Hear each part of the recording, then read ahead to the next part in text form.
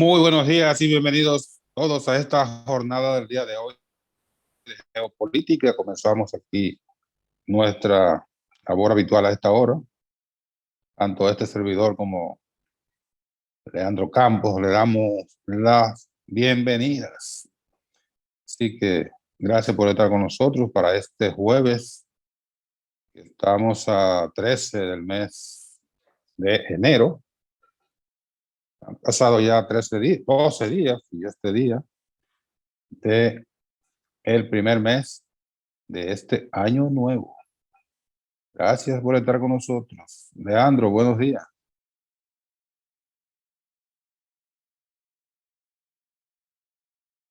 Leandro, no te oigo. Leandro, no te oigo. Bueno, en un rato vamos a conversar con el... Los amigos de Ah, Geopolítica, te oigo ahora. a los que nos siguen a través de las redes sociales en la distintas partes del mundo. De regreso en esta semana retrasada por cuestiones imprescindibles, pero aquí para compartir contigo, con los amigos televidentes, esta jornada de este jueves, cargada de mucho contagio y de contradicciones entre profesores y científicos. Bueno, es una... Era previsible esto por toda la ambientación que hubo previamente. Era previsible. Primero, la profundización de las contradicciones Sí, y segundo, el resultado de esas contradicciones que ha sido un ausentismo casi generalizado de la matrícula estudiantil de escuelas y colegios. Bueno, escuelas, básicamente. Algunos colegios han estado trabajando de manera normal. O no normal, o de manera sino virtual también. ligeramente normal. Sí. Muchos de manera virtual. Que Pero es una pena que una un pena. asunto de interés tan importante como la educación se le dé un toque, un tinte de carácter político. Yo pienso que el interés del país debe estar por encima de cualquier apetencia, de cualquier interés, de cualquier postura política, y la que debe primar es la postura de la salud en este momento. Y nos parece preocupante que el debate se centre en actores jugando roles que no es el que corresponde. Yo pienso que en este momento, no, eso es penoso. Sí, pero lamentablemente ese es el ambiente ya. No, la política no lo puede permear todo. Pero los dirigentes básicamente la ADP son políticos también. Sí, pero carajo, políticas educativas es lo que debe discutir. Uh-huh. Claro, Es lo lógico y racional. Pero claro. se impone la otra, la política Sí, es una pena. partidista que termina dañando las cosas.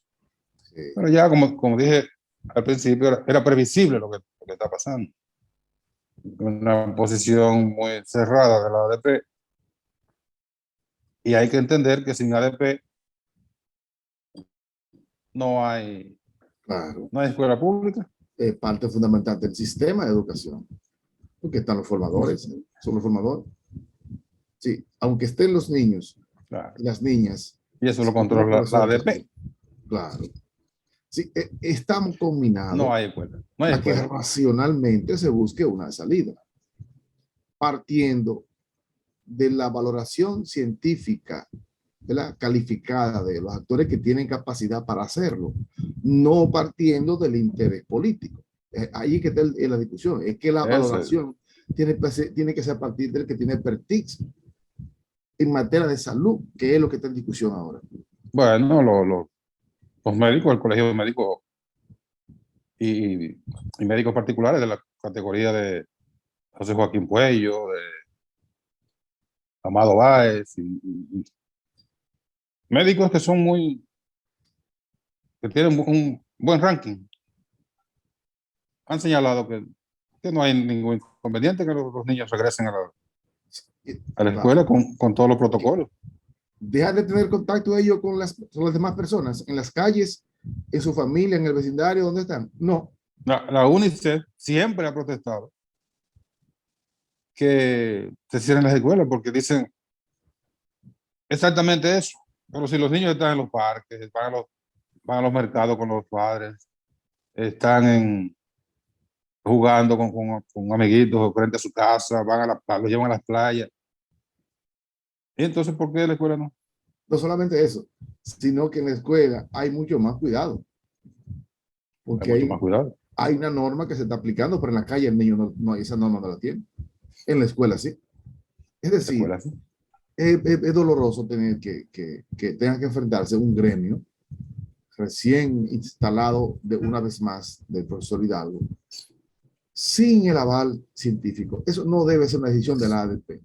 Esto tiene que ser una decisión, una recomendación como un órgano, quizá como lo es un órgano ad hoc del Poder Ejecutivo, del gobierno, como lo es el colegio médico, como lo es el colegio. Cuando habla de ingeniería, bueno, el código que tiene que decidir sobre eso.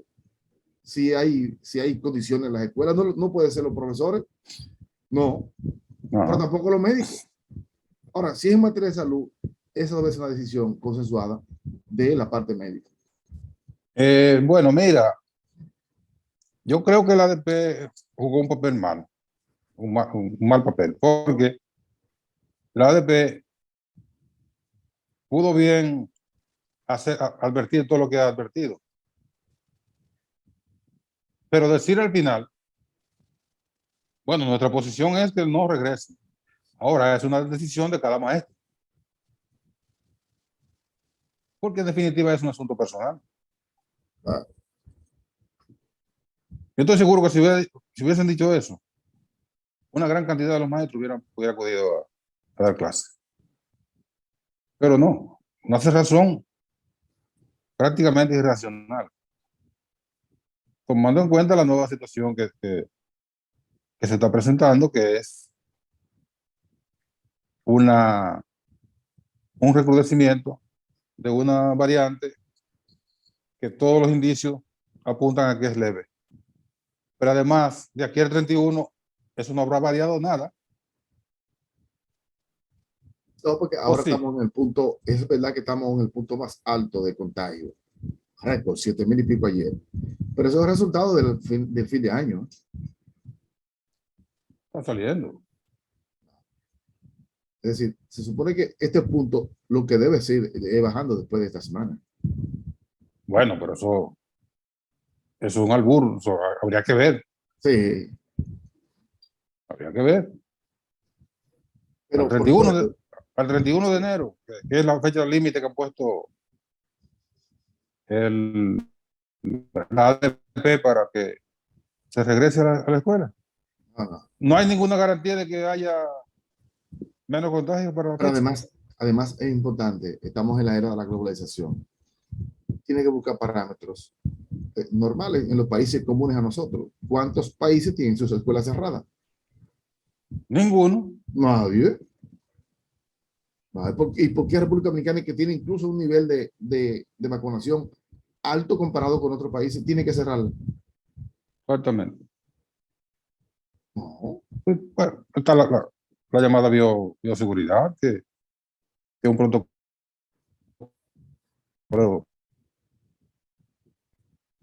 discutido y aprobado mundial y todo el mundo está aplicando.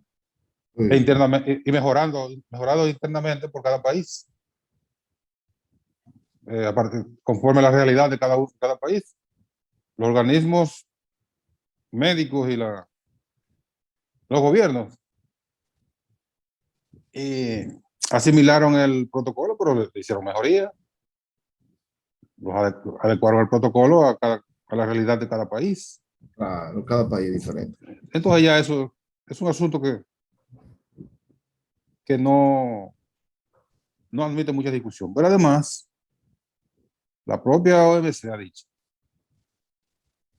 que el COVID no es para ahora, Eh, que nos queda mucho todavía, aunque queda según mucho. estudios de los israelíes, la forma de actuar de las nuevas variantes, según ellos, ¿verdad?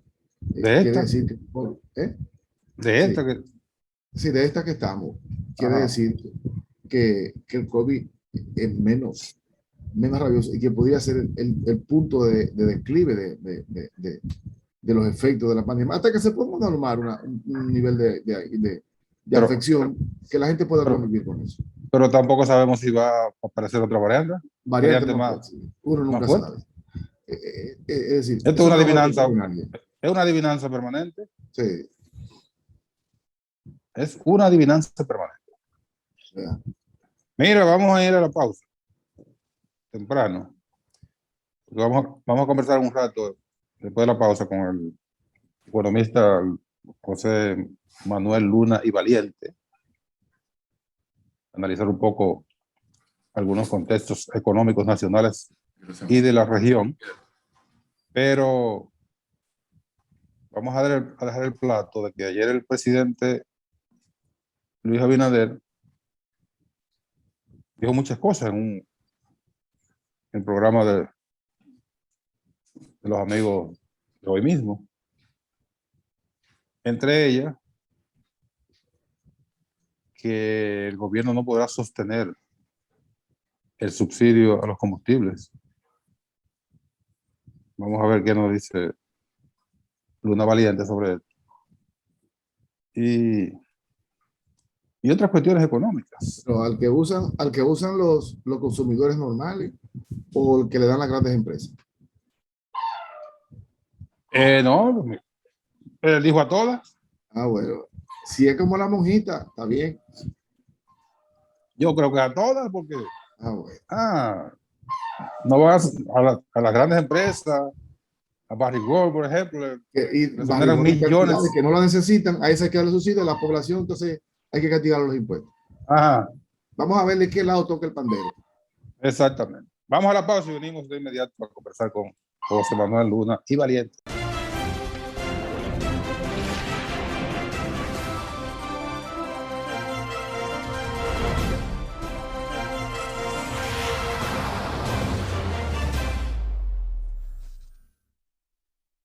Bien, seguimos en geopolítica esta mañana ya conversando. Vamos a conversar. Ya está con nosotros el licenciado José Manuel Luna Valiente, economista y medio político, ahí medio, pero lo otro es lo más importante. Vamos a hablar con él sobre algunos temas importantes que están en el tapete y para que nos clarifique algunas cosas desde el punto de vista económico. Sobre todo, vamos a ver el entorno de América Latina y el Caribe, porque según las proyecciones, bueno, según las proyecciones no, sino ya la recopilación de datos apunta que la República Dominicana ha tenido el crecimiento, si lo comparamos con todo el Caribe, es como el tercero o cuarto mayor crecimiento de la economía el año pasado. Si lo comparamos entonces ya con América Latina completa, sería como el quinto. Hay algunos que están por encima, ligeramente, del crecimiento alcanzado por la República Dominicana. De todas maneras, ha sido muy importante porque venimos de una situación de caída estrepitosa del mundo, no solo del país, y esta recuperación impacta positivamente a la población, aunque alguna gente dice, ¿cómo se come eso de crecimiento económico si yo sigo igual? Bueno, eso no es individual, eso es colectivo, que se mide el crecimiento. Así que vamos a hablar con José Manuel un rato acá en geopolítica. Buenos días, José Manuel.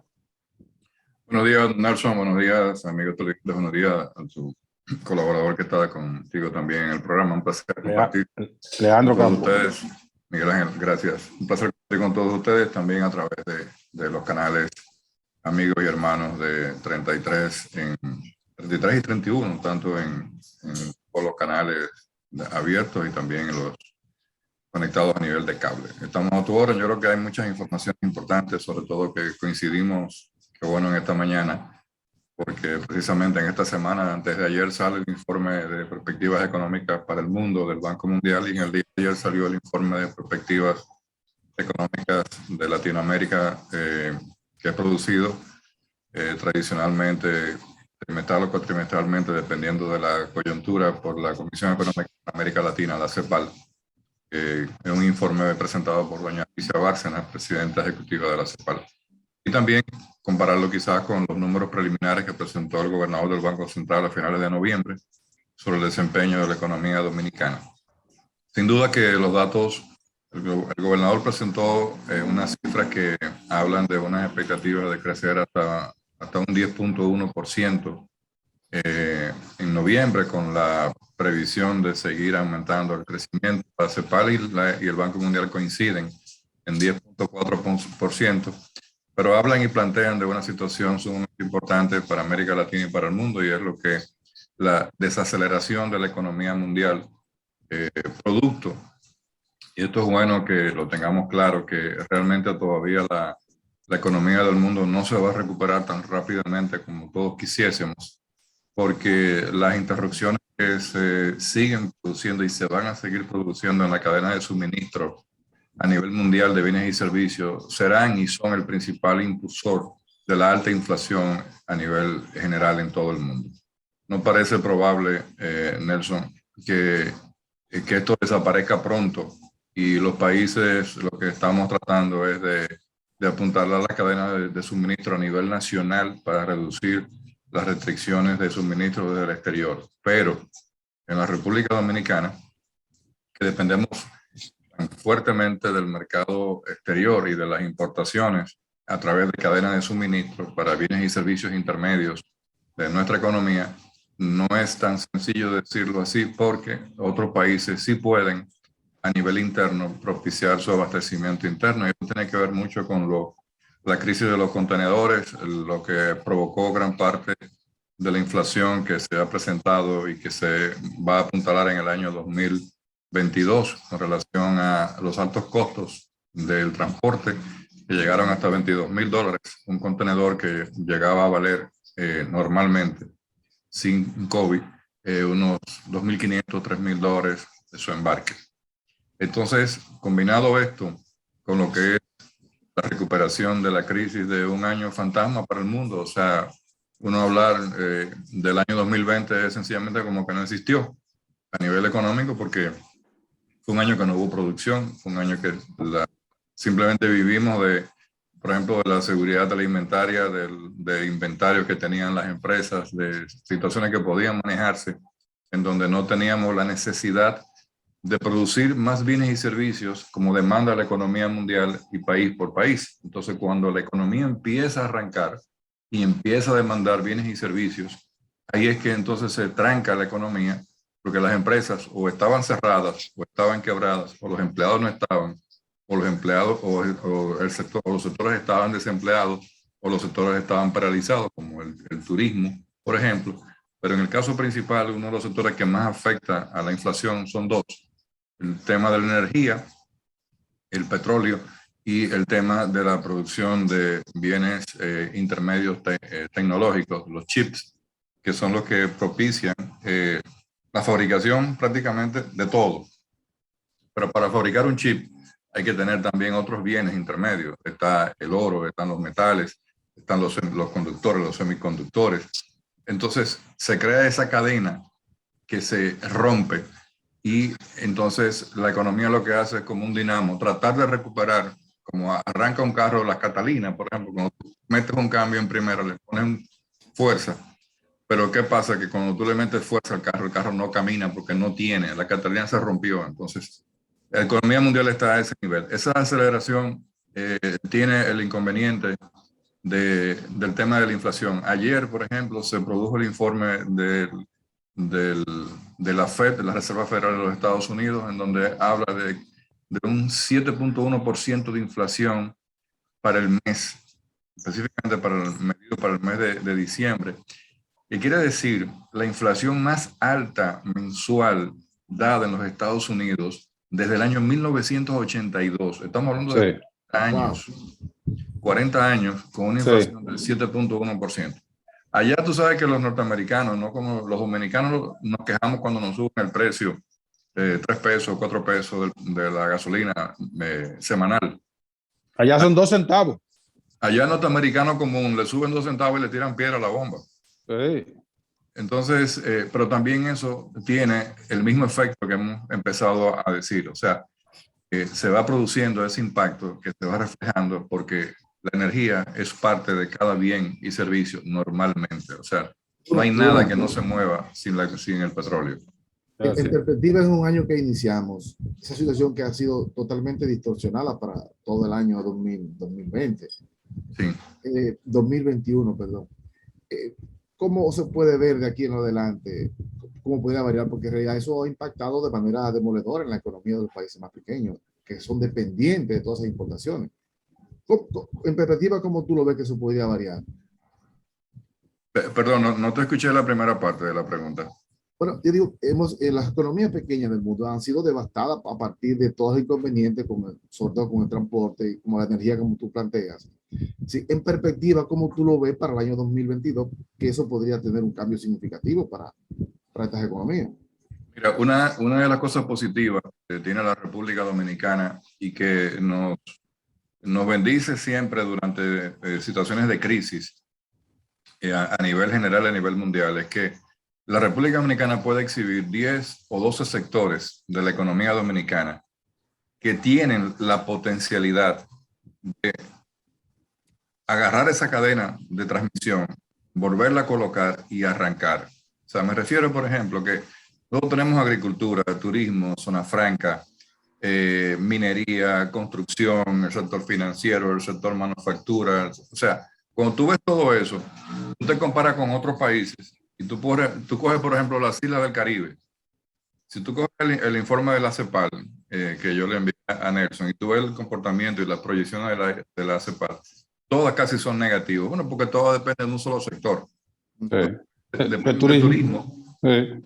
Exacto. Entonces, la República Dominicana tiene la capacidad de autopropiciar un empalme de muchos sectores que a su vez, conjuntamente, después de ponderar crecimiento, produce crecimiento en la economía. Pongamos el caso de la zona franca de la República Dominicana, que es líder en América Latina. Durante la crisis, el año 2020, el sector zona franca nunca estuvo por debajo de un 92% de producción y de empleo. Durante el 2020, el único sector en la República Dominicana. Pero también comparado con otros países le llevaba la milla a muchos países. Entonces, si tú tienes eso y tú tienes la voluntad de crear, claro, políticas públicas, sobre todo en un momento como este, que yo creo que la clave va a ser que el gobierno tenga la capacidad no de enfrentar a los sectores productivos, porque hay un sector de mediana empresa y microempresa que prácticamente ha desaparecido. Entonces, las políticas públicas tienen que venir por incentivos fiscales, a pesar de la crítica a los incentivos fiscales, cuando en este momento sí son necesarios el mantenimiento de incentivos fiscales y propiciar mayores incentivos a sectores que necesitan tener una recuperación y más mayores incentivos. Ha dado las claves y yo me monto ahí, Luna. Está el gobierno dominicano en la perspectiva de poder hacer el giro hacia esos sectores que permitan no depender de lo que no es posible ahora, sino tener la capacidad de dar el giro y impulsar otros sectores importantes. Al contrario, para abundar ¿cómo se puede decir?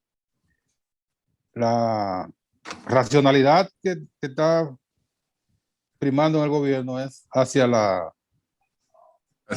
desmonte de subsidios.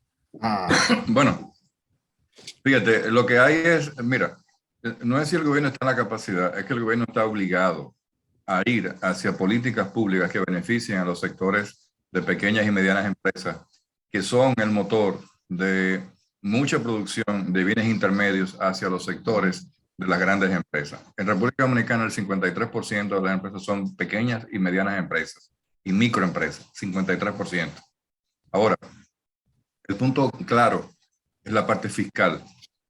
Tenemos una situación en donde no va a haber reforma fiscal, no va a haber pacto fiscal, le va a tocar al presidente que salga electo o reelecto en el año 2024, esa es la verdad. Nadie se va a poner a discutir en este momento una reforma fiscal y un pacto fiscal, cuando fíjate a lo que llegamos con el pacto eléctrico, que tuvimos 7 años discutiéndolo. Al final, el que estaba aprobado simplemente se validó y se firmó y se lanzó. Entonces, en una situación en donde el mismo ministro de Hacienda, nuestro colega y amigo Jochi Vicente, dice, y lo planteó, por este año no habrá pacto fiscal, pero sí vamos a tomar medidas fiscales, dijo, de fiscalización para poder hacer más eficiente el Estado. Eso quiere decir, y eso es lo que está pasando, porque están saliendo algunas normas de la DGI en los primeros días de enero, que la gente normalmente en los primeros días de enero no lee el periódico, pero fuera bueno que leyera lo que está saliendo de la DGI, que de una u otra forma afectan el comportamiento. Y así también medidas de la Dirección General de Aduanas sobre diferentes sectores. Entonces, la clave está ahí, porque no puede ser a través solamente de política monetaria vía Banco Central. El Banco Central inyectó 220.000 millones en encaje legal y repos para estímulo de los sectores productivos. Fíjate que cuando se incrementa la tasa de política monetaria, aquí quiero hacer una precisión, porque la gente no entiende lo que significa la tasa de política monetaria y la confunde con la tasa de interés bancaria. Porque, Sí, porque eso es muy técnico. pero es muy sencillo. Ojalá que a partir de ahora, con una explicación que todos entendamos perfectamente, la tasa de política monetaria del Banco Central es la tasa de referencia de la banca nacional. ¿Por qué es la tasa de referencia? Porque es la tasa que tiene que tomar para referenciar sus préstamos, sus costos de préstamos futuros. Si el Banco Central sube, como hizo, por ejemplo, en su última reunión de Junta Monetaria, 100 puntos básicos a la tasa de política monetaria, que son 2 tasas. Una, que es las repos, que son los préstamos que hace el Banco Central a la banca nacional por un día, por desencaje, por temas de necesidad de liquidez, y los bancos le toman Banco Central. Para tomar previsiones de hueco. Exacto. Eso es normal. Eso es normal. Y la otra tasa es la tasa, esa tasa repo es la tasa activa relacionada a la tasa del sector financiero. La tasa overnight es la tasa pasiva, es la tasa en donde el banco te dice, yo te pago ahora mismo un 5% para que tú me deposites exceso de liquidez en tus bancos y me lo pongas en el banco. ¿Qué produce eso? Eso produce varias cosas. Primero, que el Banco Central está mandando una señal de que hay mucha liquidez en la economía sin uso. Y los bancos están llenos de dinero y yo quiero recogerlo porque yo no quiero que ese dinero se vaya al capital especulativo. Que diga, bueno, si yo tengo 10 millones de pesos, déjame comprarlo y cambiarlo a dólares. Entonces, esa política lo que hace es recoger dinero, claro, al mismo tiempo propicia que haya menos dinero para proyectos nuevos de inversión, proyectos nuevos de desarrollo, pero los sectores productivos nacionales y el sector privado, que es el responsable del 85% del Producto Interno del país, es el que tiene que buscarse los recursos para poderse financiar. Y tiene muchísimas ventanas y fuentes de financiamiento internacional más baratas que en la República Dominicana. Entonces, cuando eso pasa, la gente dice, pero me van a subir la tasa de interés. Sí, la tasa de interés van a subir porque también estuvieron en 8, un 9%.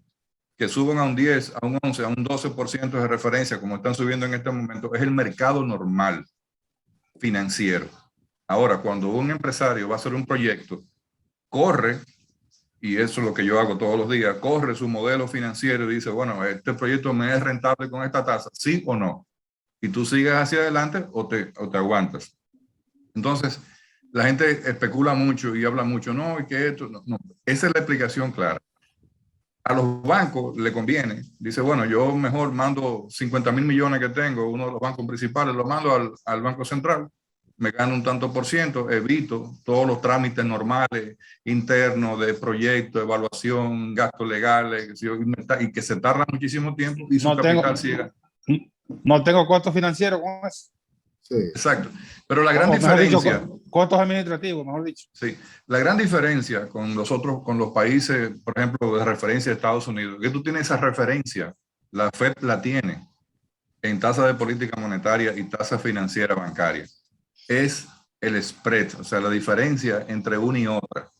Que ahí es que donde la economía dominicana debería tener, o sea, y los bancos deberían de realmente aprovechar la tasa de política monetaria, no solamente para beneficiarse o pedirle prestado al banco por un día, dinero, sino también para tener un sistema de tasas bancarias que sean atractivas para los sectores productivos. Porque si el Banco Central dice, yo te pago un 5%, fíjate qué interesante, yo te pago un 5% como tasa overnight para que tú me deposites a mí. ¿Y por qué entonces la banca nacional me paga a mí un 2% si yo me deposito un certificado? ¿Tú entiendes? O sea, págame más. Ahora, y si el Banco Central te dice, yo te cobro a ti un 4% de tasa activa vía el mecanismo repos, porque tú me estás pidiendo, pero ¿y por qué entonces si te cobran un 4, tú le cobras un 18 al resto? Entonces, los bancos tienen un nivel de ganancia muy alto en la economía dominicana, sumamente alto. Si tú le juntas que al sistema financiero tú tienes que unirle las AFP, las ARS y todas las compañías aseguradoras que están encadenadas al mismo sistema, tú entiendes y puedes colegir que el sistema financiero está ganando demasiado dinero en la República Dominicana, a costa inclusive de mismas crisis. Uno de los sectores que más creció, uno de los sectores que más creció en la economía dominicana en el año 2020, o el que más creció, fue el sector financiero, un 11.5%. A pesar de la crisis. A pesar de la crisis, pero fíjense un dato muy importante que a veces es bueno saber qué pasa en otros países. Nosotros tuvimos una moratoria de 3 meses de pago de intereses en tarjetas de crédito y préstamos hipotecarios durante el periodo fuerte de mayo, junio, julio del 2020 en la economía dominicana. Entonces, la gente no podía pagar. Pero no teníamos moratoria en internet, no teníamos moratoria en las medicinas, no teníamos moratoria en nada. Ustedes saben cuándo Panamá desmontó su periodo de estímulos, de moratoria, de intereses, de pago de intereses de tarjeta y préstamos hipotecarios a todo el pueblo panameño. ¿Cuándo lo desmontó? El 31 de diciembre. 1 año y medio de beneficio a la población con planes sociales colaterales, ayudando a la población a través de diferentes modelos que yo conozco, modelos tecnológicos de ayuda, de pago, de prepago, de adelantos. Entonces tú no puedes tampoco, en un momento como este, pero el sector, una de las cosas que propicia que Standard & Poor's y Fitch y Bank of America hayan calificado a la economía dominicana como un avance sorprendente dentro de una crisis. El mismo presidente lo mencionó ayer, porque eso ha salido todos los informes sobre la economía. Fue precisamente ese, en donde un año, porque fíjense que inclusive a nivel económico, ¿contra quién estamos comparando? Contra el 2019.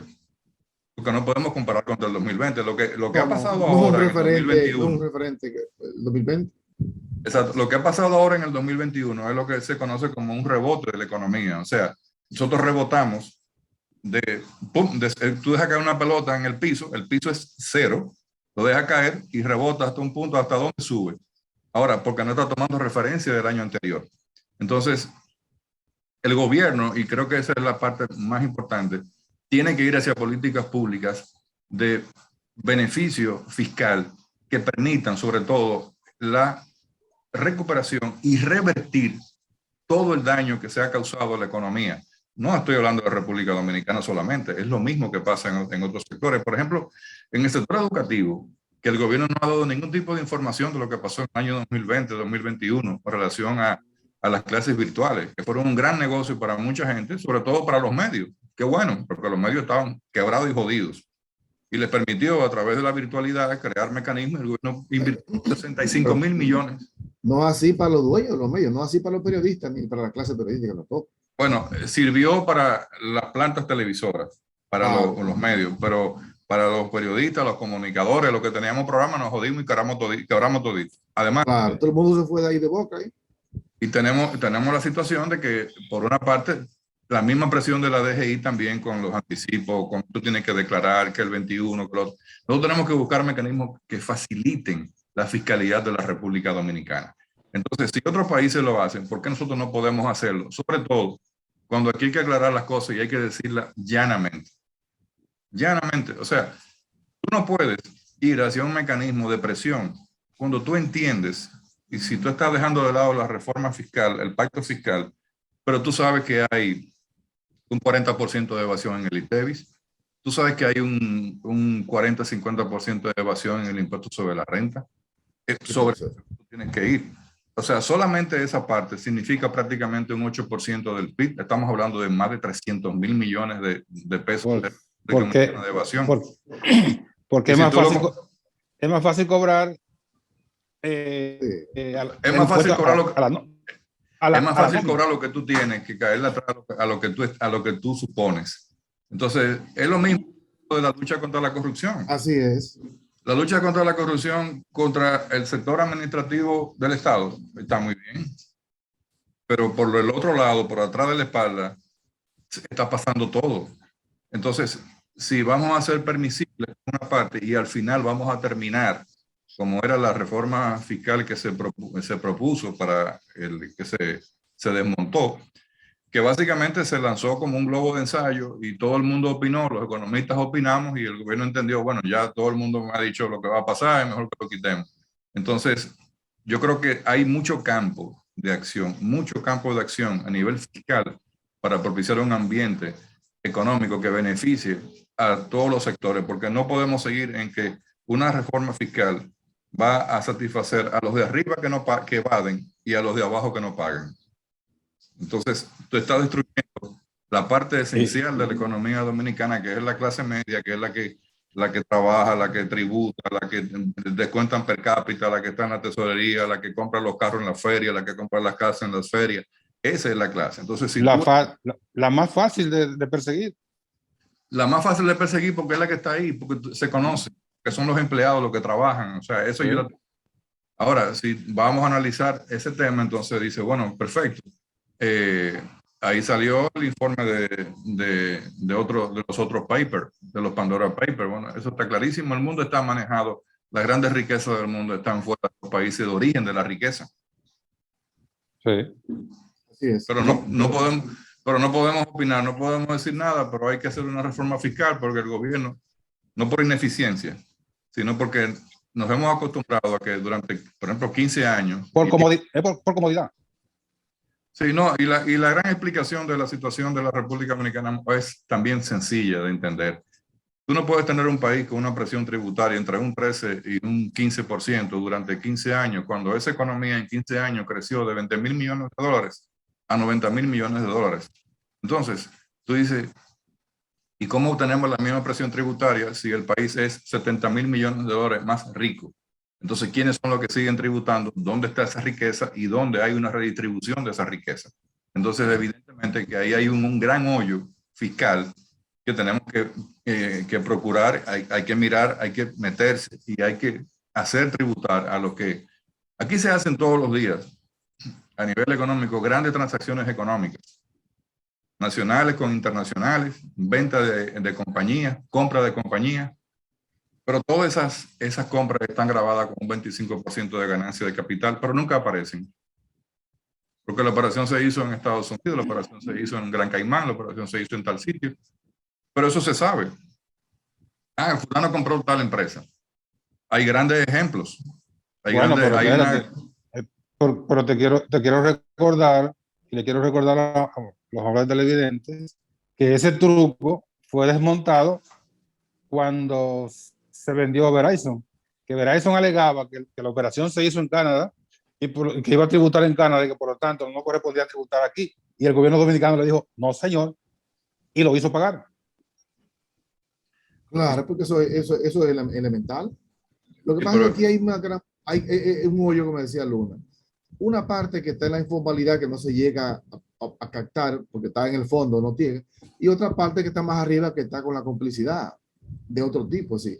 Ambos sectores están lejos y el del medio, la clase media lo paga todo. La operación de Verizon, yo la conozco perfectamente, conozco los abogados que trabajaron en esa operación.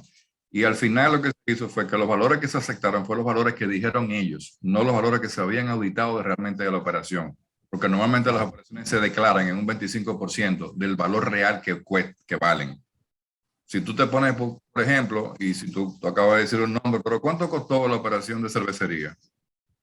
¿Tú crees que Cervecería realmente costó 1.600 millones de dólares? No. Pero ni por flujo de efectivo, ni por valor de activos, llega a los pies de 1.600 millones. Esa fue una operación por encima de los 5.000 millones de dólares, pero se declaró en 1.600 millones de dólares en República Dominicana. Y así hay muchísimas otras operaciones, la venta de la Coca-Cola. Luna, y eso no hay que certificarlo de alguna manera en el negocio internacional. Bueno, lo que pasa es que lo certifica son los contratos de venta. Si tú haces contratos de ventas, porque fíjate qué interesante, los que se dan en el mundo de la asesoría económica, los contratos de venta de una compañía, tú haces un contrato de compra de la marca, haces un contrato de compra de un activo, o sea, el conjunto de los activos, el activo 1, el activo 2, el activo 3, el activo 3, haces un contrato de compra por el fondo de comercio. O sea, entonces todo se distribuye, pero tú no sabes dónde están registrados cada operación. Bueno, quizás el más importante se registró en Nevada, en los Estados Unidos, que es un paraíso fiscal. El otro en Panamá, el otro en Gran Caimán, y el más o menos chiquito, bueno, declarado en la DGI. Sí, pero espérate. Todo ese truco es para joder a los países. Pero cuando Amber compra a Cervecería Nacional Dominicana, eso le impacta en su valor de mercado y su valor de bolsa. Si lo declara como tal. Entonces ahí lo revalúan. Sí, pero espérate, tú estás hablando de Amber, al igual que en República Dominicana, también tienen su mecanismo de evasión. Entonces, ellos sí van a registrar el valor, cualquier valor que le registren a una operación de Amber, 1.600 millones, automáticamente le da mucho más valor de mercado. Que cueste más, ya ese es un tema interno corporativo de la corporación y saben cómo manejarlo. Ahora, lo que no puede existir es lo que existe en República Dominicana, que está relacionado con lo que estamos hablando. Que tú tienes un sector formal, tú tienes un sector informal, pero tienes un sector que simplemente para nadie existe, pero es el sector más poderoso de la economía dominicana. Es un sector oscuro, es un sector que te presta a tasa de interés, que tiene propiedades, que hace operaciones, que no es un sector informal, porque el informal simplemente es que no está registrado. Pero el sector informal es tan fuerte como la economía formal del PIB, porque es también el 50% de la economía dominicana. Pero ese sector oscuro, que maneja muchísimos recursos, que es el sector. ¿Cuál es ese sector? Bueno, el que ustedes van a un taller de reparación del carro y tú le dices, págame con una factura con comprobante fiscal. Ah, no, si usted quiere, págame directo y no le hago la factura. Ah, no hay ningún problema. No me pague usted. Págame en efectivo, hazme una transferencia. Esa operación ya no pasó por el flujo económico.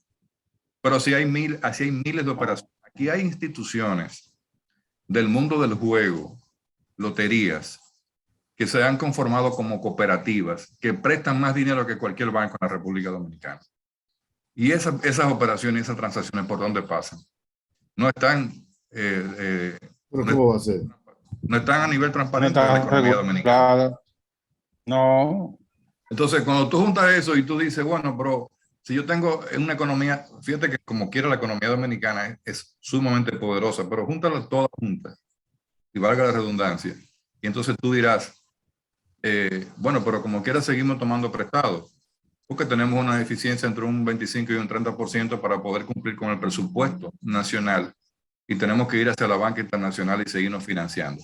Pero en el caso del financiamiento y de la deuda, eso va a llegar a un momento en que tendrá que revertirse, porque la República Dominicana, si es que se convierte en un país desarrollado, va a tener la capacidad como país de altísima productividad en un tiempo, 15 o 20 años, de poder propiciar una gran producción de divisas para poder ir desmontando parte de su deuda. Ahora, ¿qué pasa en la actualidad?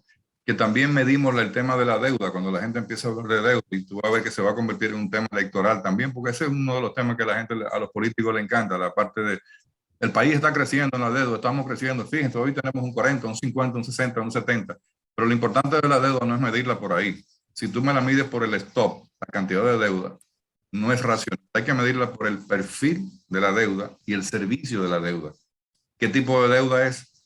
y cuánto yo pago por la deuda. Claro, pues si tú tienes una deuda de 20 años a 30 años pagando un 2%, eso no impacta en nada. Prácticamente en Exactamente. nada. Entonces, eso es lo que se llama, y que es lo primero que analiza un Ministerio de Hacienda, el balance primario de la economía. O sea, que el stock de deuda,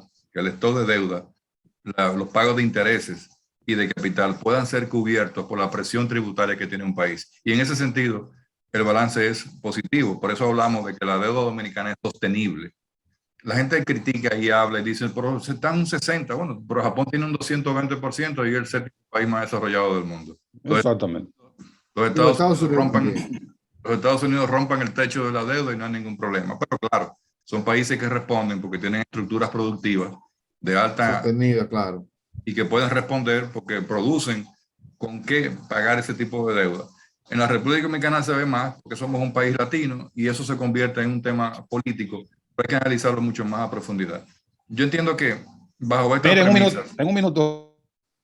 sí, bajo esta premisa, las expectativas de la República Dominicana deberán ser positivas. El gobierno tiene que afinar mucho la parte de políticas públicas que vayan en beneficio de aquellos sectores que se han deteriorado completamente y que hay que volver a recuperar y que hay que incentivar.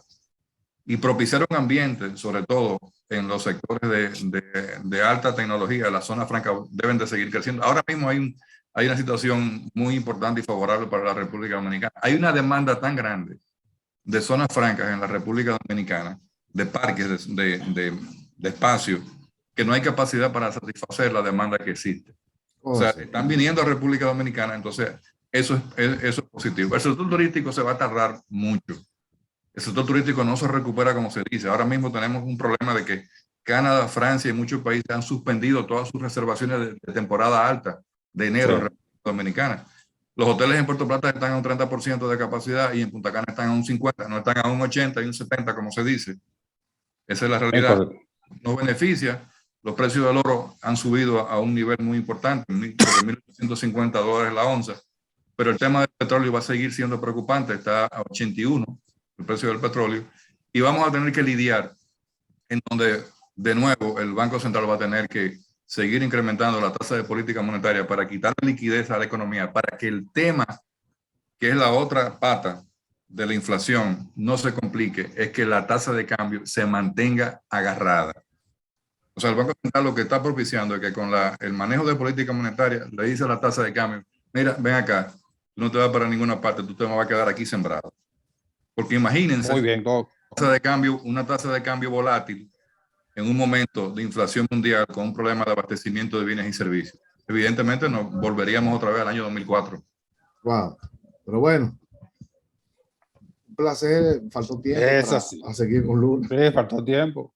Oye, me quedé con una pregunta ahí, gracias. Pero nada. Gracias a ustedes. Bueno. Volveremos en cualquier momento, que fue muy interesante. Los temas siempre están muy dinámicos. Así que gracias al licenciado José Manuel Luna Valiente por haber estado con nosotros en el día de hoy. A ustedes también. Y mañana, Dios mediante, a las 8 de la mañana, otra entrega de Geopolítica. Sigan cuidándose.